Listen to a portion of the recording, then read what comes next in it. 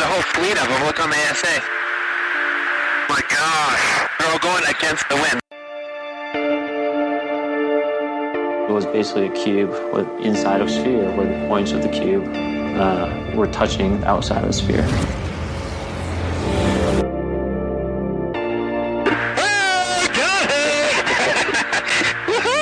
Roger. There's troubleshooting machines out here.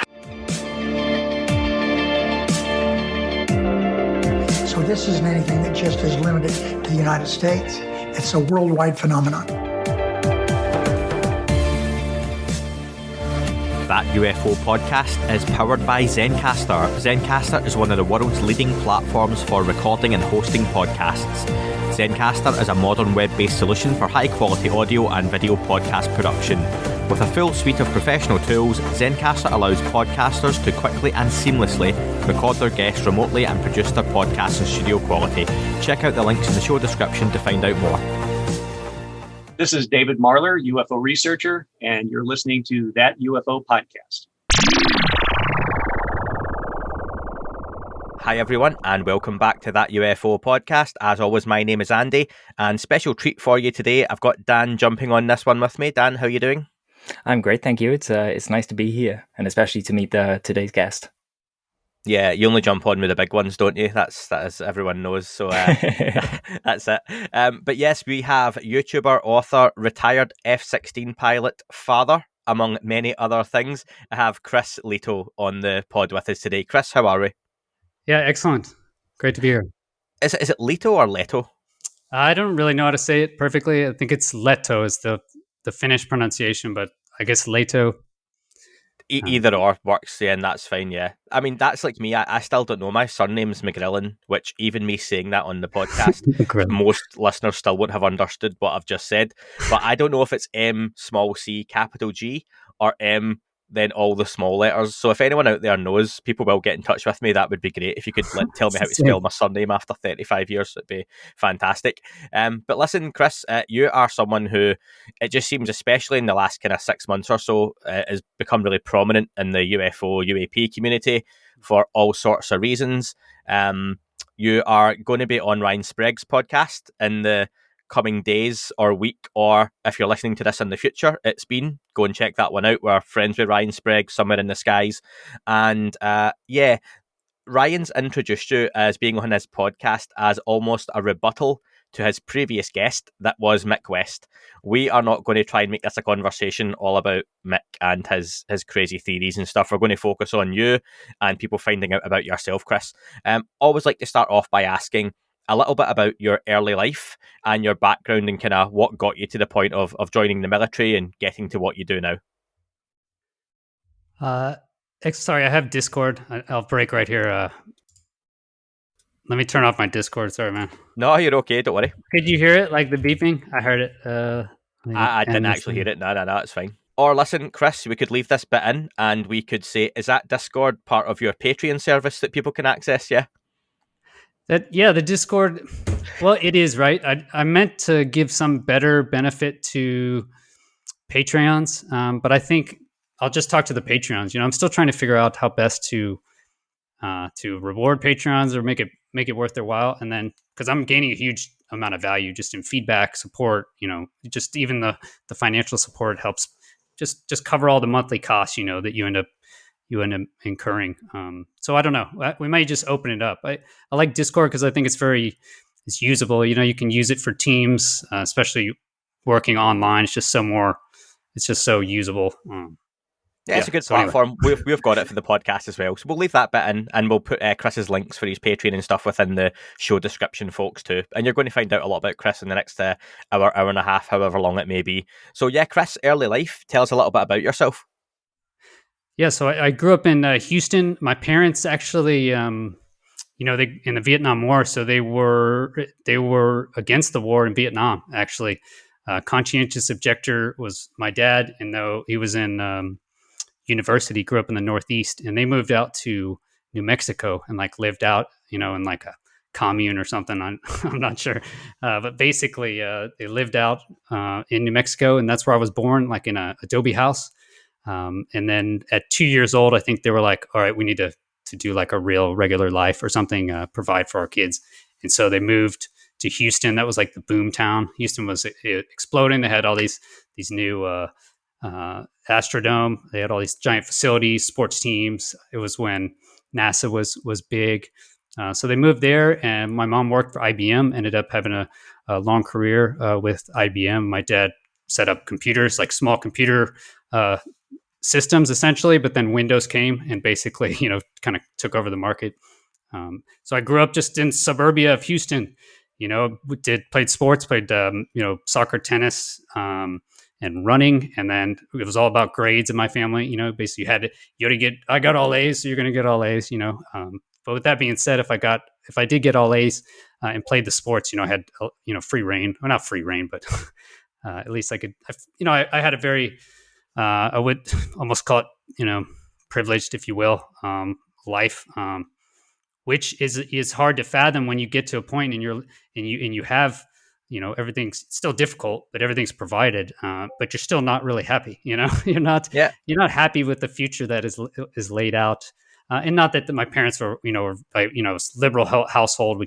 Free thinking was a must. Exactly, using your brain, and so it's basically I got to that point where I just want a different path in my life, get some discipline in my life. And then this guy in my physics class, he basically talked about the Air Force Academy, explained it to me throughout the year, and finally I just applied and then went. Actually, they let me in.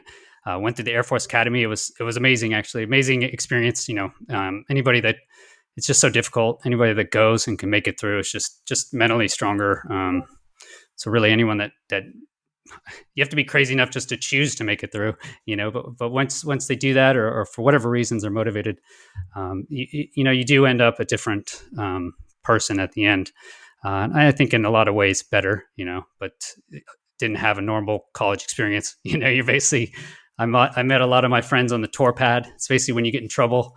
If you're 10 minutes late or something for a class, you have to spend the next weekend essentially marching back and forth with a plastic rifle, 11 hours actually. So there's some just crazy punishments, etc. But met some amazing people there. That the NFT guy I was talking with you about, he actually, my buddy Jimmy, he actually was from the Air Force Academy, met him there. So just met amazing people. And then by the end, one of the benefits of going to the Air Force Academy is you have almost a free ticket into pilot training. Not a free ticket, but they do use those slots first, really because it's the most expensive, for the government. So if you want to be a pilot and you graduate from the Air Force Academy, you don't have a guaranteed slot, but you have a very high chance. So from there, I went to pilot training. And I grew up actually just playing video games all the time, which helped a lot. I was like a side video game addict. I know played Doom with my buddy on the internet. Somehow he was able to set up Doom. Jay Abney, actually, he made a company. He makes a game, Gods of Olympus, amazing game now. But back in the day, we were playing Doom, just linked up over, the internet before there was an internet, essentially. So playing video games helped me through pilot training. And yeah, was able to succeed at pilot training and got a F-16 slot. Which is pretty cool to be flying any kind of plane, aircraft, let alone an F-16. And in between that as well, now, did you have any interest in UFOs or UAPs, aliens like that growing up, or was that something that's kind of came later in life? I mean, literally zero, zero. I looked into nothing. I considered it all, essentially just fake or, disingenuine. Yeah. Because I went in, when I went to the Air Force Academy, actually, I really liked chemistry. I grew up at my high school. I really liked chemistry. I remember as a young kid being told by many of the people around me, it's kind of a religious Methodist area I grew up in. Just as a kid, you're like laying in bed at your first sleepover, and the guy's like, you don't believe in God? And I'm like, no. And he's like, well, you're going to go to hell, And I just remember that from a very early age. And it keeps, you just keep getting reminded of that, like constantly, everybody, God bless you. I mean, everything, if you're not religious, it's difficult to understand growing up in a religious society, and I really feel like, I say I was oppressed, and people maybe laugh about that, but I think it is. I think it's definitely oppression of thought. And so at any rate, I always felt a need to find out the truth. I was like, am I really surrounded by all these people who can say they see these things that are invisible? I realistically thought they were just all crazy, like literally insane. But if you think everyone else is insane, then chances are it's you that actually is insane. Like if there's not an asshole in the room, chances are it's you. So and so I didn't. Yeah, I was just very interested in finding the truth, and so that's what drew me to chemistry, and physics would have also been. I think if I had to do it over again, I probably would have picked something more leaning towards physics, because I actually was a material scientist, which was a degree which combines chemistry and physics kind of together. That's where your materials kind of meet, I guess. And so that's what really drew me to that. If I had to do it again, I may lean more towards the physics, knowing what I know now. But chemistry is also very, very handy. And I took a lot of biology classes, biochemistry. All those classes are just mind blowing. I love the YouTubers that blew my mind. I just look up to those guys so much, like Vsauce. But any of these advanced classes, if you really go into biochemistry, and if you take a college level class, like a serious class on biochemistry, what I took away from that is it's like unbelievably complicated, and we really don't know what's going on. We have these, we say there's like the Krebs process, and we say all these things, but I've seen how they got the information, and it's a lot of it's just kind of a guess, right? And just trying to fill. You're looking at it's what I've argued in my last video. I think we're physically looking into other dimensions, so it's not so easy. Yeah, and we're definitely going to get to that last video in a little bit. Yeah. And it's funny you mention about like physics class. I mentioned online recently, but I, growing up, always had the intention of taking physics, having an interest in space and all that kind of stuff. I wouldn't have been particularly good. I wasn't gifted mathematically, and I think you kind of have to be, especially from a physics point of view. I ended up just taking chemistry because it sounded more fun than biology. But the reason I didn't take physics was I got to what you would call high school. It's secondary school in the UK or Scotland. And we got like a tester class where you go in for an hour and the teacher essentially gets to pitch the class to you. And I remember he was a Star Trek geek and he was telling us all this stuff and it sounded great. And he turned round to the class and this one moment changed the course of my education, where he said, it's children like you who will grow up to be the scientists of the future, who are going to redirect asteroids and comets heading towards the Earth. And he mentioned this one. And I just remember thinking, that sounds like a lot of responsibility that I don't necessarily want. I went the other way. Yeah. And do you know what? That's what I was going. I was like, that's not for me. Someone else can deal with that. I am not dealing with some Bruce Willis Armageddon level stuff here. So I think I made the right choice, and now a podcast. And but you've never been presented with the question fully. I disagree, actually, Andy. I think that the only reason like smarter people are smarter is they just think about it more and more and more. It's like any muscle. I think most people just think about their sports team, or trading money, or they're just not. They're not just focusing on processing, because it's difficult, right? When I remember my first physics class, man, it's extremely hard, and we had. This lady, let's call her Mrs. Smith, big lady, thick glasses. And she would sit up there on this, projector, where they had the grease projectors. Did you have those? Mm-hmm. Yeah. But she was so cool, and she would just like blow your mind with these physics proofs, very simple, but very complicated, actually, force equals ma. Those things are not, it's not so intuitive when you really get into the vector math and all that stuff. But I think it's kind of a disservice when people say I don't have the aptitude, or don't think they have the aptitude. And I would say, well, have you tried? You can see a lot of Yeah, you can see a lot of your education, and that's reflected in obviously what you went on to do as a pilot. And not just anyone can become a pilot. And we've heard a lot recently about trained observers and how highly skilled pilots are, which seems a bit obvious, but it's true. You are highly skilled. It's not just a case of here's a test, you pass it, you get to be a pilot. There's a lot of people go for these, and it narrows down to a very small field, and these people get to go and fly very expensive aircraft. As an F-16 pilot, though, what sort of things were you doing? Because were you in foreign countries? Was it missions?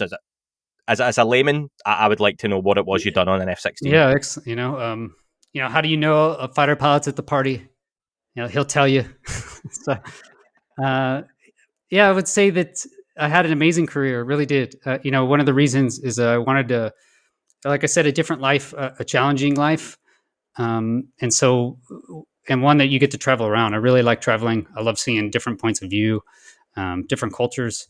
So I really had a varied career where I was really outside of the U.S. most of the time, to be honest.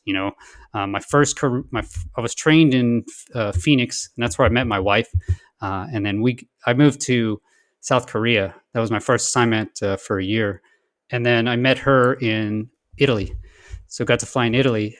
And those are really just that first year in South Korea, and then the next 3 years in Italy. Those are really my only like operational fighting tours, where you actually would go out. From there, I actually deployed from Italy to Iraq in 2005, and did like a 5-month tour there.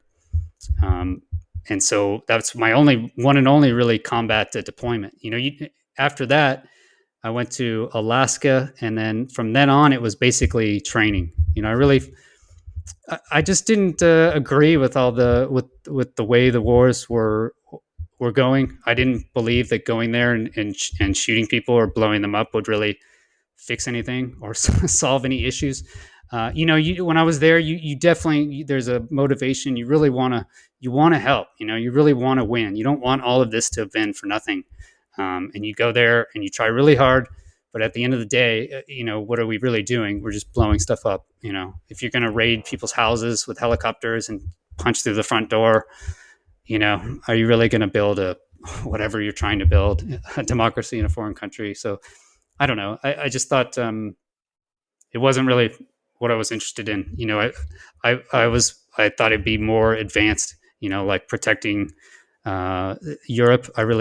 I liked the NATO. I love NATO. I believe that like keeping Russia, at bay. All right, this dictatorship right on the east, which took over Crimea, essentially. I think that is where we should be focusing our energy. I also don't even agree that we should be picking this fight with China. I think ideologically it's not necessary. I don't know if it's even required, but I see this this getting pushed from in the militaries. And I don't know where it's coming from, but we don't have to fight with China. They're like our biggest trading partner. So why would we pick this giant war with our biggest trading partner? It just doesn't make any sense.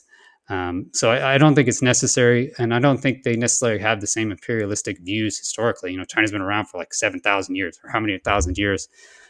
They built a giant wall, to keep everybody out. I don't know if it's necessarily like, the red wall is just going to come and clean everybody over, but whatever. No, that's I digress into controversial world politics. But so anyway, but I really liked training. I thought it was awesome. I loved working with the people. I loved preparing them to be more survivable and more capable in combat. To preparing our guys essentially. And then finally, I was just lucky. They kept offering me amazing assignments, and I got to go to Turkey. So I went and learned Turkish for a year in Defense Language Institute. It's in Monterey. That was after Alaska. And that was just unbelievable. Amazing teachers. They just, every day it was like 8 to 10 hours of Turkish. And you learn it, you learn the culture. And then I went to Turkey and flew in one of the squadrons for 2.5 years. So I was just an instructor. They called me Hojam, which means like Hoja is like a guide or instructor in Turkish. And I played a lot of golf on this really terrible golf course, and I still hate golf, and I'm terrible at it. But that was an amazing experience. It's unfortunate because that squadron I was in actually was like the center of the air part of the coup. And so I knew at least 5 of the guys that went to jail. They all had like 2-year-old girls. They all had daughters. That's a fighter pilot thing also. Yeah, great dudes, but they disappeared after that. So that was crazy assignment. Amazing. And then after Turkey, I went back to Phoenix. And there I had my back crushed. Basically, I herniated disc in my lower back that finally came to root. I think all fighter pilots, at least that I know of, with rare exceptions, have either neck or back issues just from all the G's. So like our seat is canted back, the Viper is canted back like 30 degrees because they couldn't fit it in, right? That's why they canted it back. Right, okay. Yeah, so I think we have mostly back issues, but the F-15 guys, their seats just straight up and down. And they mostly have neck issues, but usually it's kind of a combination. So in Phoenix, I was kind of down. That's the where we do the initial basic training. But there, it was really exciting. I got into simulators. So I was lucky enough to run the simulator contract for 2 years. And so basically, I was able to get into the software, how we make simulators, how you come up with line items, how you're going to slowly improve them. And then you do all the maintenance. And we came up with some pretty cool programs to train people. I think novel. Yeah, that was a great. The proudest I was. Probably the coolest thing I did, or single thing, was at that base, the F-35s. That's a training base as well as the F-16s.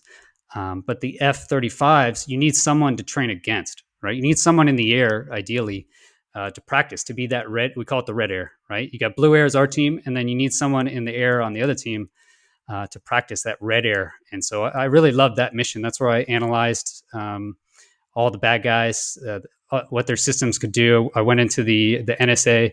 I went into NASIC, not the NSA. Went to CIA. I got to go to all these cool places. And you really get into the mind of what is the enemy, what can they do, what are they capable of, and how do their systems work? And then you pretend to be those guys as the red air, right? To train our guys. You're like the practice squad. But the better the practice squad is, the better the team is, right? So that's why I really enjoyed that as well. But at Luke, what we were able to do is, the problem was they were running out of planes to fight against. So they were stealing F-16 lines. So they're cannibalizing from the F-16 training, which was really hurting because everybody's hurting. No one has fighter pilots around the world. They all, at least in the West, they've all basically run. But then, so basically what we were able to do is use the Link 16, that data link network, and pretend to make it look like a real aircraft. So basically populate a track on the link and fly it around. So actually train the F-35 guys. I mean, it doesn't work. It helps in like one little sliver, but I was very happy with it because it was free, and we were able to use equipment that we already had. And what it was is the issue holding it back was an operational problem. It wasn't because of money. I guess people always say it's money. They ran out of funding. But like this guy called me. It's called LVC. They tried to implement this program where we actually train with simulators with live aircraft, but they can't get to it. Right? It's difficult to get to the final solution. So they call me and they're like, well, what if I gave this random guy, what if I gave you $10 million, like the government? I think he was just spitballing, but they had obviously $10 million to put around. And I was like, I can do nothing with it, nothing. He's like, well, what do you need? I'm like, I need you just to use what we have, just use it. I don't know. I heard that it's still going on, but anyway, long discussion on that. Sorry. No, that's fine. And you've just retired in 2020, haven't you? So that's spanning what, 15, 20 years career there. You've talked about 20 years. Yeah. The final one was the tactical leadership program in NATO, and that was really the capstone. So enjoyable. All the fighters coming from around NATO, the countries that are involved. UK. We got less fighters. As your money dwindled, but working with all the nations as well, right? So they come together as a team with their planes and their maintainers for 3 weeks, and then they fly with the same people every day in this this course that we built. And it's an excellent program. It was amazing. So that was really the capstone, and that's what got us back to Europe. So we were living in Spain on the last assignment, and just love Europe. Love how laid back it is. I think it's really focused more on a level playing field. There is really high taxes, but also the poor people there's much less as well. I think it just cuts off the top and the bottom, of society. So we looked around and we really like Portugal. We were either going to live in Spain or Portugal, and then just decided on Portugal. People are so friendly and they're welcoming to outsiders. Yeah, no, that's there's awesome. Amazing surfing. That time frame you're talking about, we know now that obviously in 2004 there was the incident with the Princeton and Nimitz, and 2015, 2019, and there's been all these other incidents. Was there ever anything you heard of in your time in that 20 years, and it might just be a no, to do with UFOs, no. UAP? Was it ever talked about in the military from a European point of view? No. Nothing? Yeah, we just never talked about it. I mean, yeah. And no, that's fine, and I wonder that because that's interesting. That so these things are happening, these events, these incidents, and these pilots are going up. David Fravor seeing what he's seeing, and Alex Dietrich, and all of these other people, Ryan Graves, and it just goes. It doesn't really travel that where you think it's quite an interesting conversation, but it stays pretty isolated, which is pretty cool to know. At what point during this time was there still no interest in UFOs from you? And did that sort of happen afterwards? Yeah, so I guess I didn't finish earlier, but so I focused on physics and chemistry, and really the main argument is the universe is just so large, right? And we cannot travel faster than light. Nothing can travel faster than light.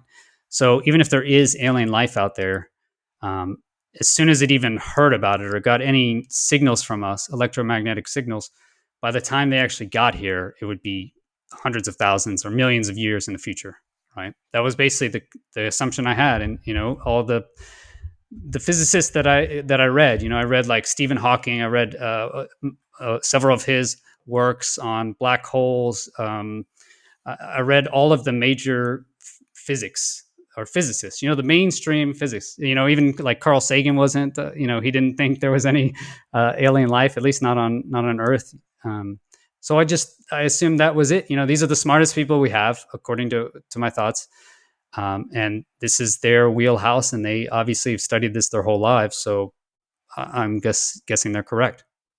And that's a fair assumption. And I think that's why we still call it stigma, but the general public look at so many people like Neil deGrasse Tyson, Professor Brian Cox, name any other sort of, high profile scientist, Bill Nye, the science guy. They generally talk down, ridicule, or don't go into the discussion on alien life. And the general consensus from these people tends to be, no matter what sort of show they're on, is there probably is alien life, but it's never been here. We haven't found it. It's not visiting us. It's way, way off in the cosmos somewhere. And for most people, that's enough. But then there's people like us who now have these podcasts and always want to know more. And obviously, we're going to get to the point where your most recent YouTube video was a really interesting 37-minute, monologue almost, which is obviously came full circle from where you were previously. So let's talk about the YouTube channel and how that got started. Yes. So I started creating, like I said in that last video, I don't know why I started creating until just maybe this year. A guy here asked, because I retired and I'm hanging out with there's an awesome expat community here, so I immediately made all these awesome friends. And one of the guys asked me, he's also retired. Why? Why the YouTube channel, or why the books? Because at that time I was writing a book. Actually, about the time I was in Iraq, I wrote that the first 6 months I retired. But he's like, why? And I went to give an answer, to reach for this answer and give it to him. And I was like, there's not a good answer. I don't know actually why. And so I love to surf, so I was just for a month, I'm sitting out there waiting for a board, I try and surf a couple times a week just for fitness, and I just remember sitting out there and just staring, why do I do this? It's hours a day, just sitting there, especially writing a book, man, just so painful. It's like 2 hours a day, just only you. There's no one to bounce any ideas off or anything. But I just did it every day. I don't know. I guess I learned that from Brandon Carter, that guy I mentioned. Yeah. And can I just ask, Chris, the books, because people might be looking, going, "Oh, Chris Lehto's written UFO books." They're not. It's fitness and crypto. Yeah, originally I wanted to write the video that I released my last video. That's what I wanted to write somehow. I didn't have the full idea in my brain, but I was like, maybe I'll start writing science fiction. I'll write like a science fiction, and then I'll somehow explain that the worlds are interrelated, or they can like jump through dimensions or something. And then I tried writing science fiction. I was like, I cannot do this. I couldn't even actually try. That's the problem. Once you can start writing something, maybe it would work. It's all practice and editing. And so the only thing I could write is stay on target. And that's really, I watched Brandon Carter, and all of his things were just do it every day, right? The neuron passageway, the reason why you get addicted to things is, once you get that thought, it goes through your neural passageway, right? The first time. But when you have it again, it actually thickens the neurons. This is according to a video I remember back in 2014 from Brandon Carter. It actually thickens the neurons. So each time you think that or do that action, it's easier, right? That's why it's so easy to like brush your teeth, right? Or people that work out all the time, it's so much easier, just because that neural pathway, is being thickened. So that was really his. And I am proud of the science, actually. And there is some cool science I like in Stay on Target. It's just, there's so much in that book. It's just so many theories packed in. And ultimately I made it as a fitness book because that's what I was doing at the time. And that's what I could focus on. So it's called Stay on Target, Use Fighter Pilot Techniques to Get and Stay in Shape, from 2015. And then in 2017, I wrote Military Millionaire. And really the reason for that was to help or try and show these young like airmen like you can be rich, like you can do it, like you can become financially independent, but you have to change your behavior that you're doing right now. Like you have to focus on these things: saving, learning about interest, learning how to buy a home. So I felt that was the easiest thing I could say that I felt had the most visible proof, from my own life. I stayed on target, if you will, and really worked out a certain way, kind of using a scientific method, and it worked. And then I did military finance, I did financial planning, if you will. I learned from the Air Force Academy instructors, and it worked. I was able to retire at 43. So I wrote those books, but ultimately it's about this last video is why I started writing. This next book is it's a hard book. It was about my memoirs in Iraq. So basically 5 months, called The Ghost of Mortar Ali. And I still don't even know if this guy was like real. But he was basically this supposed Iraqi general. He was an artillery general, for Saddam. This is the rumor. And then after the war, he still made it, and now he was traveling around Iraq, increasing the mortar strike accuracy at certain bases. This was this guy Mortar Ali, right? Intel said he existed, and so he also, the guy lived right off base, like literally like across the fence from from us, and they would search his house and probably just harass this guy, but they could never find him, like in the act, of mortaring the base or whatever. So it's kind of my interactions with this guy. We got some mortar shot at us, and then blowing up like a truck. Yeah. So those are the three books I'll release. Ghost of Mortar Ali. When I can get around to, maybe I need to do a final edit. And the longer you wait between your final manuscript and then when you actually go to do your book, supposedly it's better. So it's just a perfect excuse to procrastinate.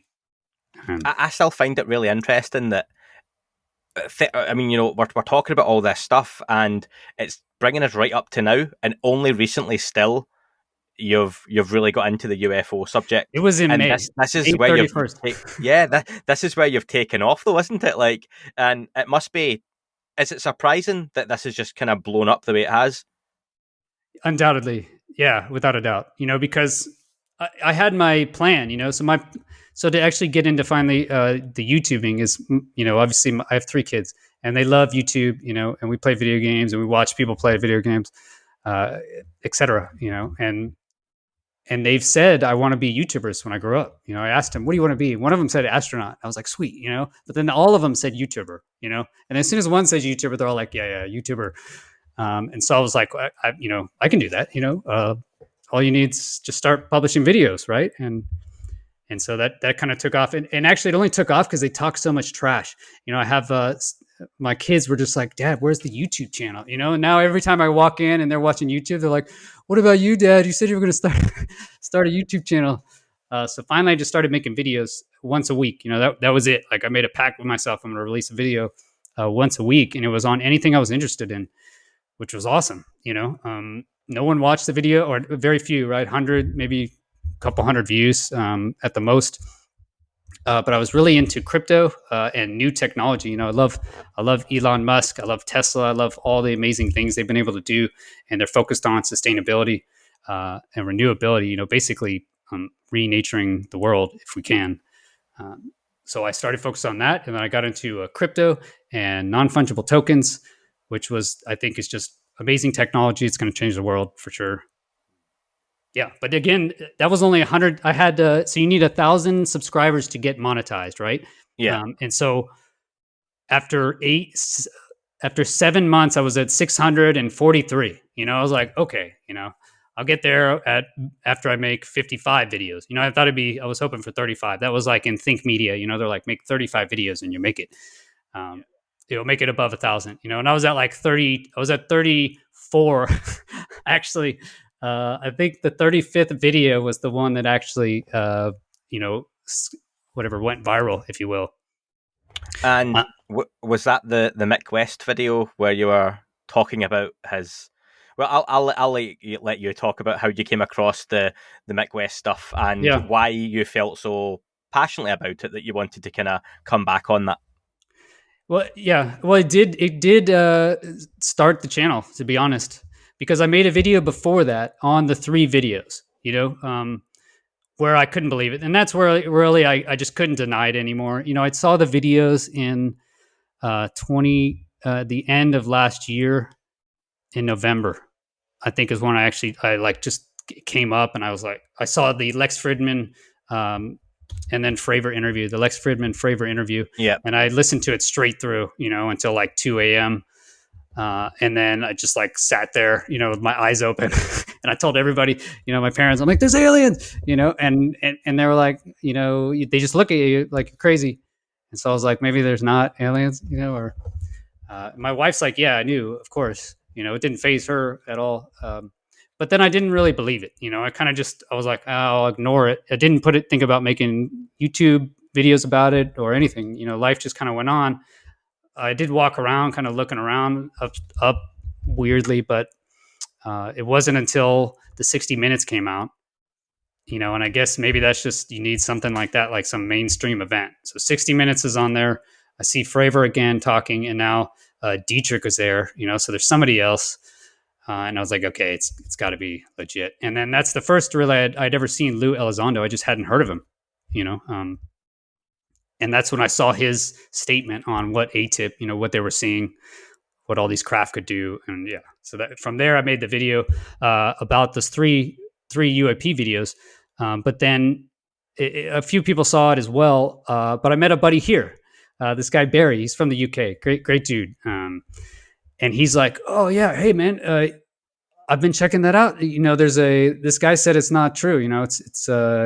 It's just a goose or something. I was like, what? And he's like, yeah, it's a goose. This dude says it, So he pointed it out, and I was like, a goose? Like, how is that a goose? And I was like, okay, it can't be a goose, And then I go and I started watching videos, and just spiraled up. And then I made the video, and that pretty much that hit for whatever reason. I know there's a lot of frustration in just the community about Mick West, and so the people shared it, Now, you've talked about your background and your experience through school and college and the training that's gone into it. What sort of hours or what numbers can you put on how much training you do to get to a level where you know what you're talking about, and you probably know where I'm going with this.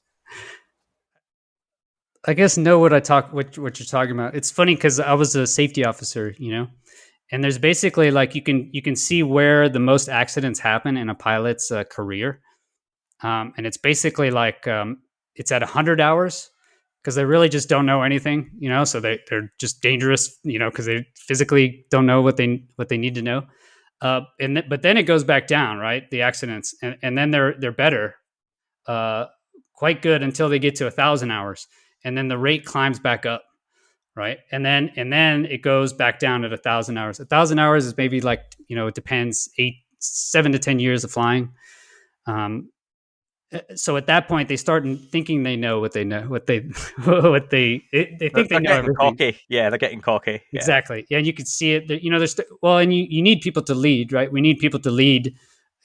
Eight aircraft around, tell them where to go. It's all like these plays. You're basically making intricate tactical plays, if you can imagine. It's more like American football. You have a play, and everyone's going to execute it, and then you have these audibles. So you do need someone to lead, but the problem is then they start thinking they know everything. So you do get a spike again in accidents. And then once they realize, oh shit, they have some scare or something happens, they realize they're not, that they are fatal or, not mortal. And then it goes back down, right? So after 1,000 hours. So probably after 1,000 hours, they really know what they're talking about, is what I would say. Once they get to that second scare, once they're like, oh, they don't die, and then they make it through. It's like a filter, and then they get to after that. So that's quite a long time, and you've got people out there. It's well documented. Mick worked on Tony Hawk's video game. That was his background. And listen, let's even talk about people like myself, who clearly has an interest in UFOs. I want every video or picture I see to be of some sort of exotic spacecraft, not from here, or from here but not human. And it's just not the case. I like to pride myself on at least being able to look at something and go, that's a balloon, that's something else. But I still don't tend to know what I'm looking at. So just yesterday, I retweet a video, and it was very quickly a few people got in touch and said, actually, it's a drone. But it did look, just to me in a very untrained eye, it doesn't look CGI. It looks like something's there. It's pretty low down. It's a big circle. So yeah, someone tell me why this is fake. And I ask experts to kind of come back on this kind of stuff. And it's amazing the community does get in touch really quickly, and is great to kind of, here's why it's this, here's why it's not this. You get experts like yourself who can tell you to a very, very good degree of accuracy. Like I watched on your recent video where you can tell just by the angle of something, if you've got 2 points, you can tell the height, the distance, all that kind of stuff.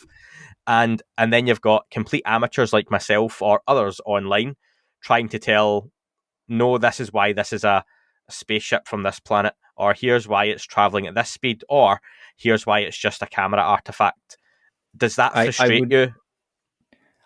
I was just going to say that as much as we loved Tony Hawk's growing up, there were plenty of bugs in the physics that I exploited for big multipliers. So, the physics aren't perfect in that game. That's a good one.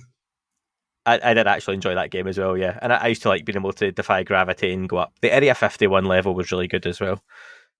I always played 720. Did you guys have that game at your local Dairy Queen? I'm probably older, I guess. There's no Dairy Queens in the UK. Yeah, there's an equivalent or something. I want them though. They sound fun. Yeah, I don't. I think that's the problem, right? That everything comes down to evidence. I mean, every debate I've had with Mick West, even if I show it's completely bogus, all of his points, we still have to say at the end we need more evidence, because you can't do much with one video, and at the end of the day, it could be ultimately fake. Like, it could. I don't think it is. Like, I think it's legit, but it could be. And so I'm trying to come up with a few plans actually to get more evidence. I think the first thing is we can just start doing a better job of recording them. If we can, I had a subscriber, this guy, Nigel, he wrote on one of the comments and he's like, hey, I videoed a UFO, what should I do with it? And I was like, we'll put the video on YouTube. Maybe just give date it happened, where, if you can. I don't even know if I said that. So anyway, he made this awesome video where it's him capturing this UFO and in UK, and then he films the clock, and then tries to give a rough location of it. But like for these UFOs that are stopping, you hear a lot of them are just sitting there, not doing anything. If it's just sitting there for like 5 minutes, like with Dave Fulch, and we got a couple people, all you need is two different people, like you were kind of talking about. Now we can triangulate it, and then if we can get more of them, all you really need is two. But the more you get, the better ultimately. So now we could actually get some real data, like actually scientific data, instead of just I saw a video on there and it looked like a drone, and then people go and say it's not. We could say, okay, Nigel released this video on last Saturday at this time over London. Did anyone else see something that looks like this and video it? And then now it actually really is easy to upload on YouTube. So you just upload it on YouTube, and then if it's very easy to access it for all of us. I can just go to YouTube and copy it or video it, and then we can analyze it, etc. So just getting evidence right there is one way to do it. Plus, it's fun, right? I'm going to have Nigel. Hopefully, I'll talk him into having him on the Disclosure. So Disclosure with Vinny Adams on Saturday. Yeah. I want to get Nigel on there. He's kind of nervous, but I'm like, come on, man. Explain it. I think it's cool. So I think just get more people involved. So that would be one way. It's just build up the evidence we can get now. And I think that is the strength of YouTube. It's been called Web 2.0. It's kind of how I've heard of YouTube. Web 1.0 is like the dial-up stuff you have. You're basically going through a service. You're going through AOL, and now they're going to email stuff. So basically, we were just going there to get information. Essentially, was Web 1.0, and now Web 2.0 is like the YouTube phenomena. So essentially, there's no one in between me and you. Okay, if you're a fan, there's no one in between me and you, really. Essentially, I write direct to you on YouTube. I post videos. There's nothing really stopping me from posting videos. Yeah. So I think that's what we're kind of doing, is building this large neural network now. And so I think people like Mick West and people even, like amateur astronomers or whatever, if they can find a good point, like, you need that red team, right? Like I mentioned before, like the better the red team is, the better the blue team. So, I mean, I would appreciate if the red team was a little better, I guess, or took it more serious about finding the actual truth. I'm not sure. Maybe that is the aim. I'm not sure, actually. I've liked all my interactions personally with Mick West. Actually, he was professional. He set a very good stream. Personally, I have no issues, and that's, I'm going to treat that way with everybody. Whatever their background is or what other people think of them, I'm going to give them a chance. And then if they they screw me over or whatever, then I won't give them another chance. I'm not going for revenge or anything. But And that's the way to do it, Chris. Like I've said on this podcast before, Mick's a really intelligent guy, and some of the work he done on various different other campaigns, shall we say, was really good and really interesting. And I completely understand that both himself and other debunkers, they can recreate certain scenarios pretty accurately, but that doesn't prove or disprove another piece of video. It just shows you that you can make something look like something else. It's almost like, look, I could create this as a hoax if I wanted. That's yes. Great. You're not showing me that what's on that Navy video isn't something a little bit more exotic than our best technology. But like you say, maybe it is something more explainable, but we just can't do that right now. And can I just add, Chris, when you talk about those YouTube videos, I love people send me them all the time and they'll ask me, and I always send them on for other people to check out who are more analytical than myself. I see these videos and it's the ones where there's just something in the sky that you've got a camera phone, and it's great, your camera phone's 8K, but it's still filming an object however far away it is. You've shot nothing of the ground. There's no point of context for it. And you've cut it off before it's left. It's just an object sitting in the sky or floating along. And the amount of times people put on a video and say, we saw this object, it sat there for this long, and then it shot off really quickly. Yes. But you've got a 3-minute video of what you're telling me is a 5 or 10 minute experience. So straight away, I'm sorry, but no matter how good that 3 minutes of that object sitting is, I just totally disregard it, because you're never going to, or you shouldn't really ever be able to film a UAP or UFO arriving because they're just there or they come into view really quickly. It would have to be pure happenstance or circumstance. You're filming that point in the sky or the sea, if they're under the water. But what you can do is film it leaving. And that for me is always a frustration because especially in the fake videos, when the object moves, it tends to give away quite a lot of the ropey CGI if they are indeed false. Is it possible to even prove something's not a deep fake? I mean, is it possible? I think it goes towards what you were talking about with triangulation. If you could almost put something orbiting the Earth that would give you that second point when you're on the ground with the camera, it would be awesome. But feels like a lead-in, Dan. Yeah, it is. I'm queuing you up. So take it away. Do you have any ideas there? Okay, yes. So there's a few. So that is the. You bring up a good point, Andy, and what you're talking about is that operational. You need that operational effect as well, because everybody wants just the iPhone that works, right? Of course, we all wanted the iPhone that just does everything, and you push all the buttons. You remember before. When did it come out? 2004, I think. Look at that. Before the iPhone, everybody was trying to make an iPhone. The Palm Pilot. They had all these other devices. I remember I bought some crappy one that didn't really work, right? And they're all waiting for this perfect device, the iPhone. And that's exactly what was happening in the Air Force or all of the military, I think, is this live virtual training. My whole career, 20 years, they tried to implement it, and they were not able to implement it after 20 years, right? 20 years. Like, what have you guys been doing? At least, I don't know. They didn't implement it at my level that I saw. And like I said, you could do it easily with the equipment we had. It took some serious effort by the Lockheed contractors. They did excellent work, and I helped them and work with them. They were very dedicated, smart people.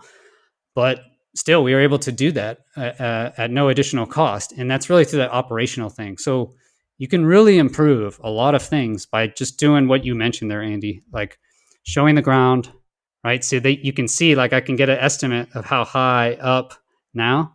And so we can get an angle up, like you just mentioned. And if there's a landmark in the scene, that's even better. And then filming it for as long as possible. Like you said, in a date stamp, man, put like another cell phone in front just to get the time exactly, because we do need accurate time, and then that would help prove it better, And so if you just had 30 people do that, they can't deep fake all those and then link it to some. It would be almost harder to stop the deep fake than it is to, to create the flying thing, essentially. And the only thing. Yeah, but just before you come back on Dan's point, the only thing for me to go the other way on that one is, if we are talking about something that's potentially non-human, it's really difficult to say what that would look like, given at the moment, as far as we know online, there is no 100% proven here is a non-human aircraft or spacecraft.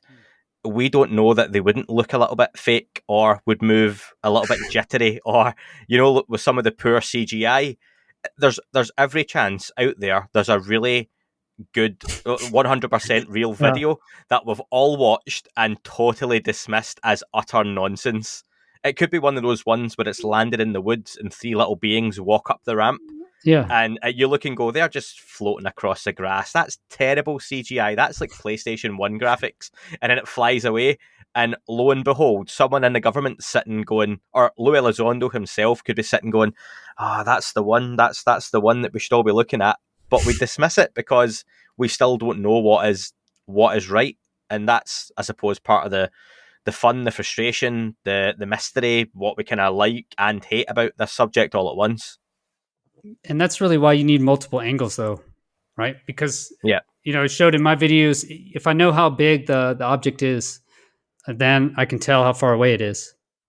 But these things, we have no idea, right? We can't, there's no database that I know of anyway. And so, but if we get two angles now, we can approximate its location. And then now from there, we can determine its size. So that's really important. I think the best would just the same thing. Look at YouTube. It's a giant neural network. That's why we're able to amass information so fast. More data has a quality of its own. What is that? Mass has a quality of its own. So if you get a certain amount of data, right, I mentioned before, if it's over 30 points, now we can use statistical analysis, to determine, could it be fake? With 30 plus points, given these information, you could actually say with like mathematical certainty, or not certainty, but close to mathematical certainty, that it would be impossible to fake this. But that we need more data. So I would say first thing is that, like, the easy kill, right, is train people to do it better. And then it would be on implementing better systems. So I've been working with Martin in Denmark. He's for Danish UAPR. And he's basically putting together a system with FLIR and prototyping it. So the idea, there is a couple ideas, but the main idea is to fund whatever project we do with NFTs. That is all for this week's show. Thank you very much for listening. Please remember to leave the podcast a review on your chosen platform. You can like, retweet and subscribe. That would all be very much appreciated. The shows are being uploaded onto YouTube as we speak more and more. You can sign up at patreon.com/That UFO podcast to access the shows ad-free as well. Please get in touch on Twitter, Facebook, Instagram, That UFO podcast. Of course, on Twitter, it's at UFO UAPAM. And again, folks, as always, keep looking up. You never know what you might see.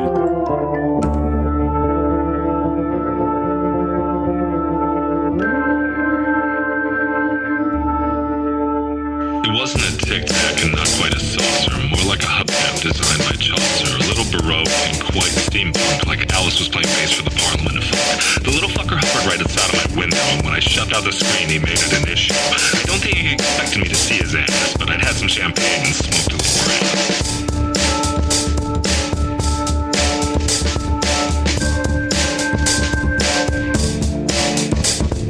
Meditative game of state full on meta. You can't imagine how it could have been any better. I got to the top of the stairs and there he was. Like, you awake? I was about to abduct you, cuz.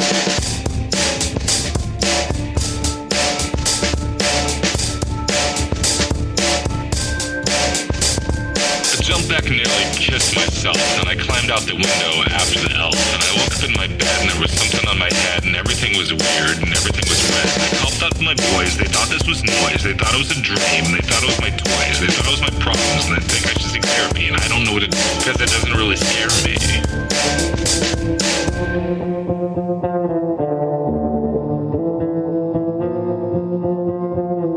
If you really want to know who I think I be, I think it's you and me and us and we and him and her and that and she and that thing over there and what's that, Jake?